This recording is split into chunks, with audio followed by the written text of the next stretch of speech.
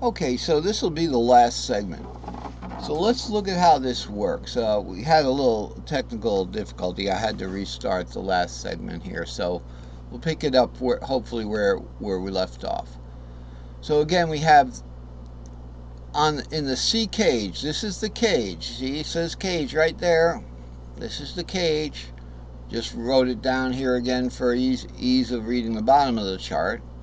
Here's the C string shape. This represents this. G string shape there, D string shape there, A string shape there, E string shape there.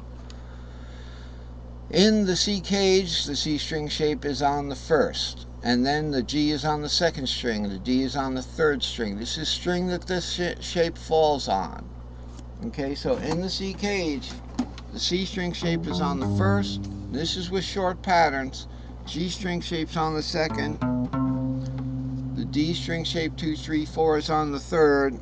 The A string shape 5, 6 is on the fourth string.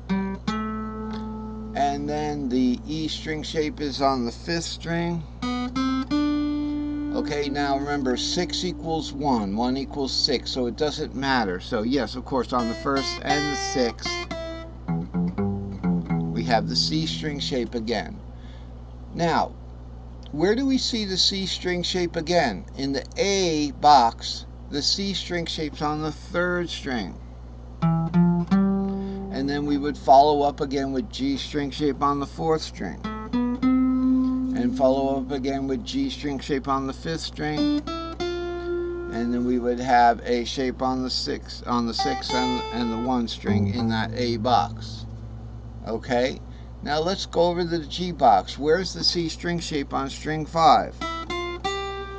Okay, and then the G string shape is on 1. And it's also on 6. D string shape is on 2. Okay, and A string shape's on 3, etc., etc. So then we look for the pattern, and E string shape's on 4. So we're going all the way up the line here. In the E box, the C string shape is on the second. Okay, and then G, and then D, and then A, and then E again. And in the D string shape, it's the same thing. I have to get down here with the octave. If you want, I can do it an octave lower. So the C string shape in the D box, which is right here,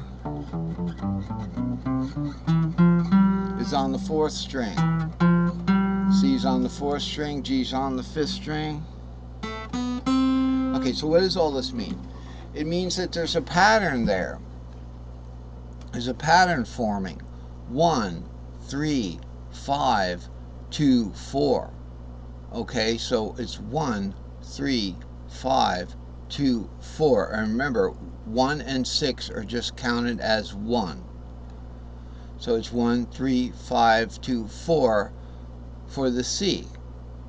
Okay, so remember, cage can be counted as 1, 2, 3, 5, 4, 5 starting anywhere. In other words, with the G box, here's the G box in the G string shape, it's 1, 2, 3, 4, 5. Okay, in the D box with the D string shape, it's 1, 2, 3, 4, 5. So in the D box, D string shape, this is an octave, this is lower than you can get on your guitar. 2, 3, 4, and then the second string is the A. So what's the pattern here? And then 3 and the E there. And then 1 equals 6, so we go down to 4 again. The fourth string is going to be C string shape. Okay, and the fifth string is going to be G string shape, warped up. And then back to D, 1 equals 6. So what's the pattern here? The pattern is written right here. Add 2 strings up per caged position. Okay, add 2 strings up per caged position. Now I'm zooming out for a reason. We're going to use the circle again. So add 2 strings up per caged position. So here we go. C. Add 2 strings up per caged position. C in the A box, 2 strings up. C in the G box. Now we go from string 5 to string what? String 6, 1, and then string 2. So in the E box, it's string 2, 3, 4 to the D box. It's at string 4 there.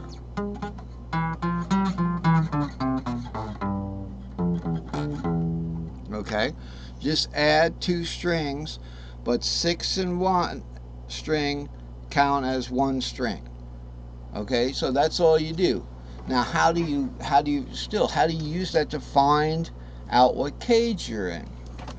Okay, so we're just going to add 2 strings. So here's an example. Add 2 strings per cage position. Example, C string shape in the C cage. Add 2 string yields C string shape on the 3rd string in the A cage.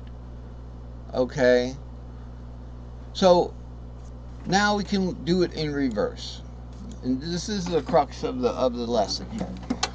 So let's say we're on the C string shape in the 3rd string. One note. You're doing a solo. You know, you're doing a solo in C.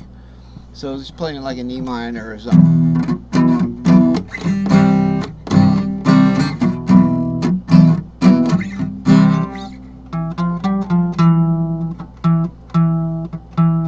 Okay, and you're kind of stuck in there while he's doing this E minor thing.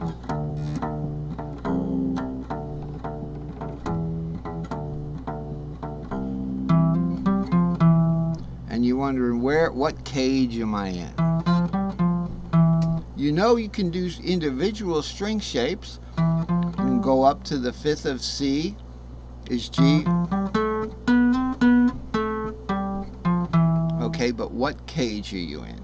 Without doing the round the clock method, which is okay, I'm on C, that's string 3. If I want to go string 2, string 1, it's the A cage.